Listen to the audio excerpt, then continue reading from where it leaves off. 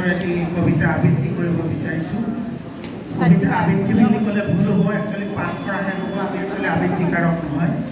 ইয়াৰ পিছতে মই ৰাইজক অনুৰোধ জনাম, ৰাভাদেৱৰ ওপৰত লিখা এটা কবিতা ৰাইজৰ যদি অসুবিধা নাথাকে মই পাঠ কৰিম। সেই গানটো আজি 2 দিন হৈছে। যিজনে লিখিছে তেওঁ হৈছে কবি উদ্ধৱ কলিতা।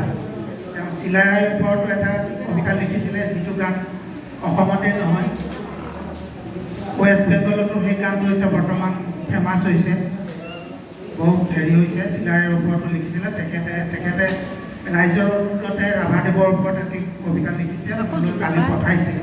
যদি ৰাইজে আপত্তি নকৰে মই সেই কবিতাটো পাঠ কৰিবৰ কাৰণে অনুমতি বিচাৰিছোঁ। মই প্ৰথমতে ৰাভাদেৱৰ এটি কবিতা মই পাঠ কৰিবলৈ ওলাইছোঁ।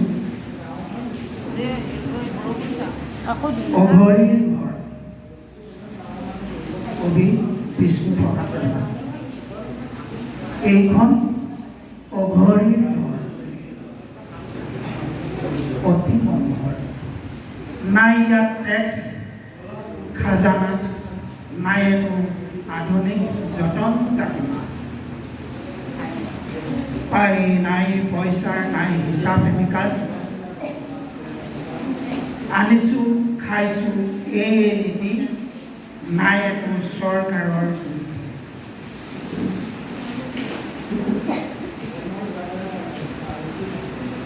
চৰকাৰে বঢ়াওকে চপাব পাৰে দাম দৰ, তাৰ বাবে আছে জানো কিবা ভয় ডৰ।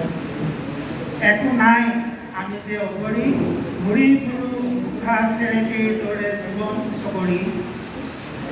পোহাৰ হেঙুলি ফেলি আমাৰ জীৱনে কৰে ৰঙালী। ধন্যবাদ। এতিয়া আছিলে বিষ্ণুপ্ৰসাদ ৰাভাৰ কবিতা। যদি ৰাইজৰ উদ্ধৱ কলিতাই লেখা কবিতাটি মই পাঠ কৰিবলৈ আগবাঢ়িছোঁ। কবিতা হৈছে বিষ্ণু ৰাভা জিন্দাবাদ, কবি উদ্ধৱ কলিতা। বিষ্ণু ৰাভা জিন্দাবাদ, বিষ্ণু ৰাভা অমৰ হওক। বিষ্ণু ৰাভাৰ ফটোখনে বাৰে বাৰে প্ৰশ্ন কৰিছে অৰ্থবহ ইংগিত অতীত আৰু বৰ্তমানৰ মৌন চাপ।